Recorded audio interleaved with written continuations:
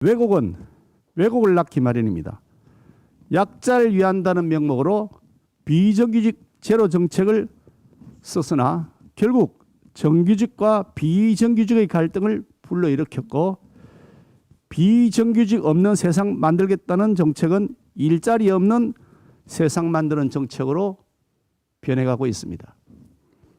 건보공단 김용익 이사장은 문재인 대선 캠프 본부장 출신이고 대표적인 캠코더 인사입니다.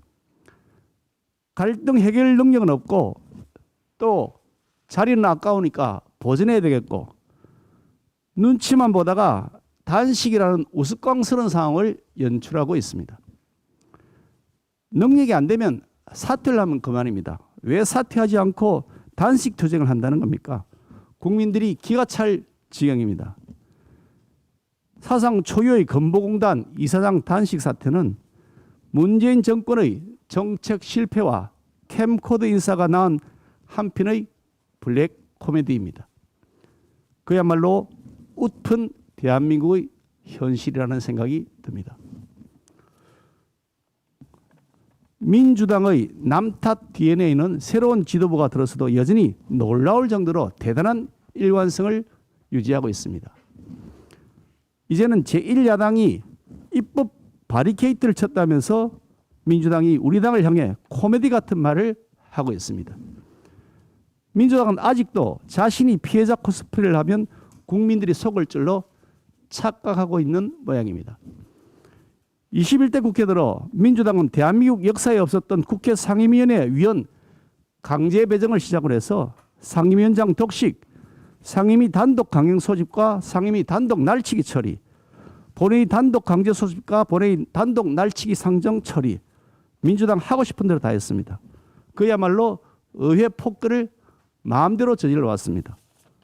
마음만 먹으면 180석 가지고서 뭐든지 다 했습니다. 국민을 주택 지역으로 몰아넣었던 임대차 3법, 국민에게 세금 폭탄을 퍼부었던 법률들, 세계 선진국으로부터 대한민국이 반인권국이라는 오명을 오명을 쓰게 만든 대북 전단 처벌법, 야당을 표적 수사하는 야수처라는 정체가 들통이 난 공수처 재계약법 등 수를 셀 수 없을 정도로 많은 날림법, 악법을 쏟아냈습니다. 청와대 지시가 내려지기가 무섭게 일살처리로 민생을 거들려는 악법을 처리할 때는 언제고, 이제 와서 제1야당 핑계를 대니 상식을 가진 국민은 남 탓하는 그 DNA에 혀를 내두를 지경입니다. 민주당은 야당을 탓하기 전에 먼저 여야 합의부터 이행할 것을 촉구합니다. 지난 5월 11일 여야 원내대표와 수석 부대표가 합동회동을 했습니다. 당시에 민주당 원내대표가 약속한 북한인권재단 이사 추천 왜 아직까지 진행시키지 않고 있는 겁니까? 약속을 했으면 지켜야 되는 것 아니겠습니까? 지난 3월 국민 앞에 약속드렸던 LH 특검과 국정조사에 나서지 않는 이유는 무엇입니까? 단지 선거 국면에서 책임을 면탈하겠다는 얄팍한 국면 전환용 약속이었습니까? 민주당은 꼰대 정당, 수구 꼴통, 기득권이라는 그 민낯이 드러나고 있다는 시중의 말들이 있습니다. 특권과 반칙을 상습적으로 반복하는 민주당이 꼰대, 수구, 기득권, 꼰숙이라는 오명을 벗어나려면 다음과 같은 조치를 취해야 할 것입니다.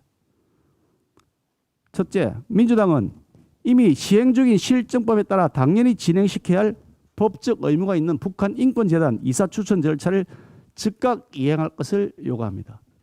둘째, LH 부동산 불법 투기 사건에 대한 특검 및 국정조사를 즉시 실시할 것을 다시 한번 요구합니다.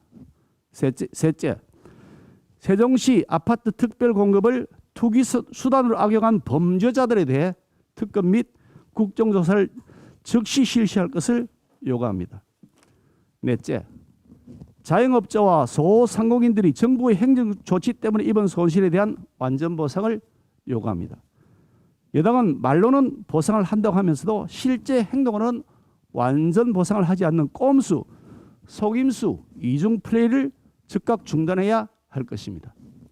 다섯째, 야당 몫인 국회 법사위원장을 강탈해 간 다음 국회 상임위원장을 민주당이 독식하고 있는 현재의 위법 상태를 즉시 시정하여 국회를 정상화시켜 주기를 엄중하게 촉구합니다.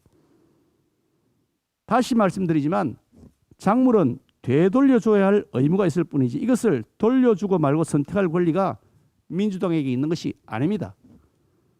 이런 슈퍼갑질, 반칙과 특권을 일말의 반성도 없이 계속 즐기다가는 국민 심판 받을 날이 곧 올 것임을 경고합니다.